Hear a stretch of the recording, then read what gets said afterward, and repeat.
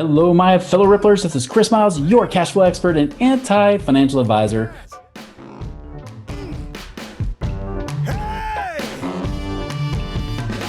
Guys, welcome to this show that's for you and about you. Those of you who work so hard for your money and you're ready now for your money to start working harder for you. You want that freedom. You want that cash flow, that prosperity today. You want the passive income today so that you can live the life that you love with those that you love whenever the heck you want to do it. But guys, it's so much more important than just you guys becoming financially independent.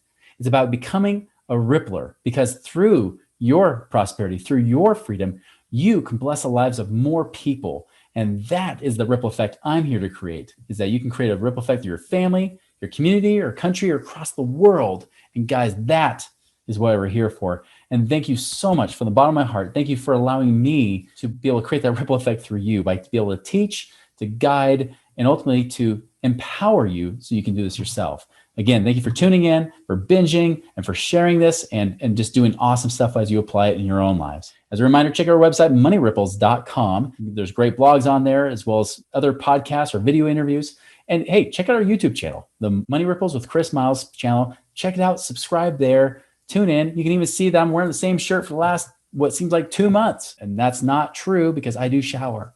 I promise. I just pre-record these so I can go vacation for the last month and a half. So that's why I'm here. But anyways, guys, go check that out. All right, guys, today, so I want to go in part 2. Like I talked about the FIRE method last time. I talked about the 4% rule doesn't work well, right? The FIRE method, is just to let you know, the acronym is financially independent, retire early, which really is kind of the big premise of my show, is really to get you to be financially independent and retire early. What is financial independence, by the way? Financial independence is simply this. It's where your passive streams of income meet or exceed your monthly expenses or your monthly obligations. So it's essentially, that's all it is that your passive income, the money that's coming in from your investments, or even from passive streams to your businesses, it could be as well, but those income streams are coming in to more than cover your expenses in your own personal life, so that you work by choice. You work because you want to, not because you have to. That is really the ultimate premise of this show, right? Is to do just that. And so I want to talk about how to actually apply it. Now, word of warning or disclaimer, or whatever you want to call it, I'm not giving you financial advice. I'm not telling you what investments to go into, because I don't know your individual situation. You're just, listening to me at whatever time of day and whatever clothes you're wearing right now. I don't even want to know. Okay. Anyways, you're doing your thing. I'm not here to give recommendations, but I am here to tell you there is hope and there are answers. And the stuff that we're doing on a daily basis is we're showing people how to do this stuff, right? So this FIRE method, I mentioned mutual funds, bad vehicle to get there. And the 4% rule doesn't work anymore. 4% is too high of a number to work with mutual funds. It's got to be more like 2%, maybe 3%, depending on how things work out for you. But 2 to 3% is the max you can really live on with mutual funds. But again, mutual funds aren't returning the kind of returns we hoped, right? When I said even if you're doing Vanguard funds, if you're long-term going to maybe average 7 to 8%, but then you're a damnation chasing the fire truck because you're only getting 5% because there's 5% inflation. So you're trying to chase after these numbers and you're still catching up to it, but it keeps moving away from you. So it takes a lot longer to catch up than you thought. You got to be aware of that. So I want to talk about how to actually apply that and what are the alternatives, because if it's not with mutual funds, which is virtually almost impossible to become financially free with those. And if you run the numbers, you'll see why. And I mean, run real numbers, by the way. Don't run the crappy fake numbers that financial advisors teach you or they claim in the media. It's not true. Inflation's not real, not as low as they say it is. And the returns in the market are not as high as they say it is. So what are the options? Well, here's one. One is, one thing you can do to help get there faster is definitely control your expenses. I don't want you to be cheap. I don't want you to live in a cardboard box. I don't want you to be that person that lives in scarcity, because there's no reason to be financially independent based on the numbers, but you can't be free in your mind because you're living in such scarcity. So you got to relax a little bit on this, but at the same time, start tracking your numbers. This is the very first thing I teach in that book, Beyond Rice and Beans, that's on my website, right? Very first thing we talk about is you got to know your numbers. You got to track the money coming in and the money going out.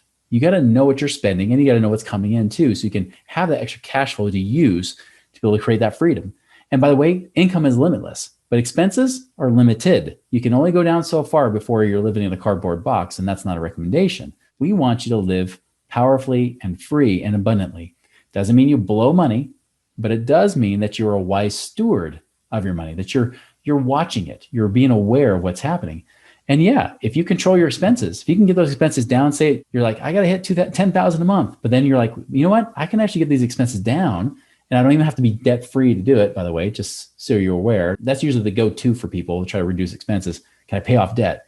That can help in certain situations, but in others, that could be detrimental. You have to be careful. There's a balance here. But let's just say you're 10,000 a month expenses, but you realize, hey, with the different things we're spending money on, we can get it down to 8,000 a month. Guys, that makes that number even more reachable, doesn't it? So that's first and foremost. Can we reduce these numbers to get it down? When my wife and I went through our stuff, we're like, hey, we're spending a lot of months, 20, 25, 30,000 a month. But when we looked at the real bare bone expenses, we're like, really, if we had to pare down, we can get down to 15,000 a month. That's really all we needed. And that's where we realized, hey, 4 years ago, we actually did it. We actually hit that financial freedom number, right? Or that FIRE number or whatever you want to call it. So that's the thing. It's like, and that, by the way, that was a much bigger number I had before. My first FIRE number that I hit in 2006 was $3,500 a month because my expenses were only $3,500 a month back in 2006. It was not that hard to hit that number. It was much easier, especially when I went outside of mutual funds. It was like, oh, I did it. That was awesome, right? This time around, 2016, I had a little bit more of an uphill battle to get there. And again, I'm telling you, there's still hope for you. Because if I was over $1 million in debt in the whole $16,000 a month in 2008 and can come back from that without filing for bankruptcy and had to dig out of that hole slowly and steadily, but persistently, you can too. So that's the expense side. Now the passive income side. How does that work? Now, again, if you're relying on mutual funds, like I said, you got to get your number up to a point, that total balance up to a point where you're living on 2 or 3% max. That's it. Remember, you got taxes to worry about and stuff too. Now, what I teach differently, and this is what I learned in 2006 and was able to help me hit there faster by 2016, right, was this, is that it doesn't matter about the amount of money you have. It's about what kind of income does it create? What's the actual income coming off of it? Now, for those of you guys with businesses, you might be able to accelerate this. There could be ways to create residual streams of income in your business, things that you can go on autopilot. It could be like online things that are just on autopilot, marketing campaigns and stuff that just pay you without you having to deliver anything because it's all done electronically, right? It could be things where you've got different relationships set up and where there's money coming in from various sources because of whatever business ventures you've got going on between different businesses or companies. There's multiple ways you can do that within your business. Now, on the money side, this is the thing that I go for, and this is what I look for. Most of my clients come to me. Many of them are actually W-2 employees. They don't have a business. Some have businesses, which is cool. But most of my clients, I say 2/3, don't have a business. They're just W-2 employees. They make multiple six figures, usually at least 150, 200,000 a year. And they're just looking for a way out. And usually the goal is at least 10,000, sometimes less, which is kind of cool. That's fun because sometimes you can get there fast, right? But usually it's at least 10,000 a month. Sometimes it's even 30,000 a month or more. So what do we look for? Well, first I look for where's there's potential. So I look for where's there equity, right? Because when you look at a balance sheet, when you look at where are your assets, what are your liabilities? Liabilities are the money like you owe, to keep it simple, right? Assets are the things that you own. If you have a home, I just recently I had a guy that I spoke with where he has a home worth $410,000. Now his mortgage balance is only about $220,000. He's got $190,000 of equity in there. Now, granted, you can't just go and cash out all the equity very easily, especially in today's market.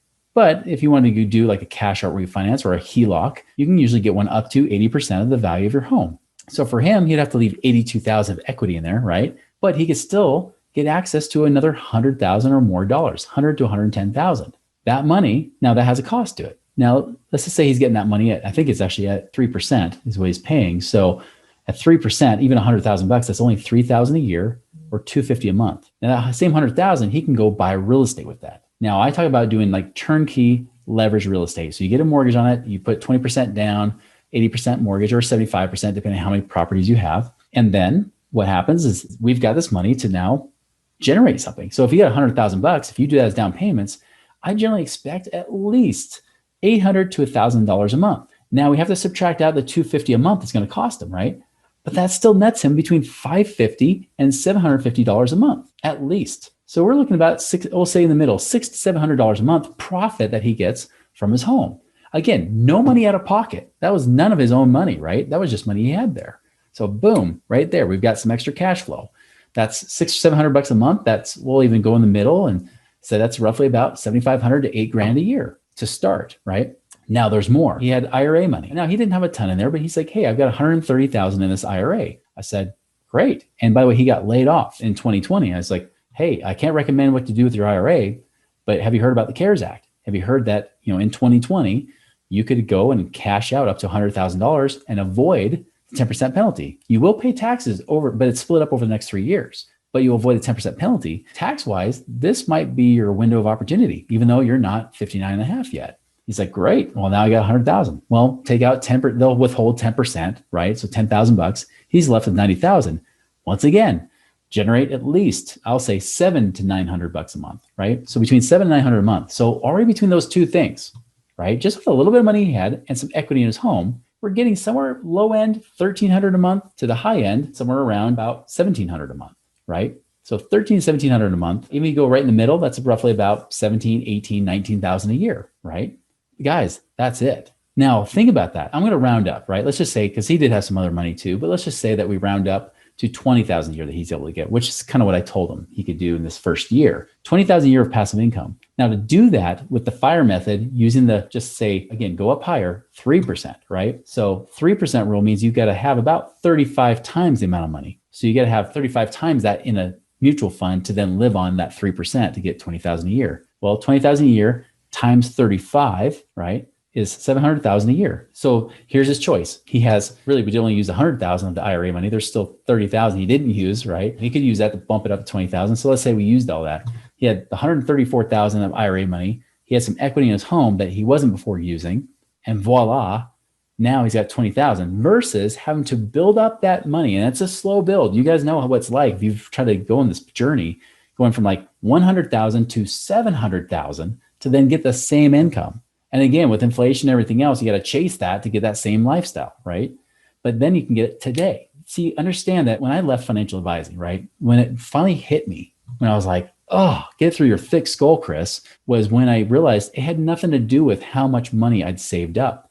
Because it wasn't the accumulation theory, right? Where you just got to accumulate and then live on the interest or less than the interest. It was all about cash flow. It's that acceleration theory. And the acceleration theory really is becoming law. It's not just a theory. It's something that's real life that's happened in hundreds of my clients as well as my own life, right? And that's the cool part. Now, I know there's a lot of you guys that have more than 130,000 bucks in your IRA, right? I know some of you guys got money sitting on the sidelines, several $100,000. Some of you guys might say, I've only got 50,000, Chris. Well, 50,000 bucks could buy you 2 properties that could cash flow you maybe 500 bucks a month. Understand that that's 6,000 a year. To make that kind of return. And that does include the growth, by the way. If you buy properties, right? Now there's properties you can buy, you can invest in different types of funds, and there's syndications, and there's different types of investments you can be doing, right? Of all varying degrees of different, whether it's cash flow or just growth plays. Somebody asked me today, they said, with my IRA money, what do I look at? I said, well, here's the type of funds that you might want to look at investing in, because these ones have no tax advantages. So maybe look over here, where with real estate, you have so many tax breaks, you can essentially have tax-free money. Don't use your IRA money to lose out on the tax breaks, right? So there's like different things you can look at, and everybody's situation is different. But if you got money sitting in an account of like 200, 300, 400, 500,000 or more sitting in a savings doing nothing, guys.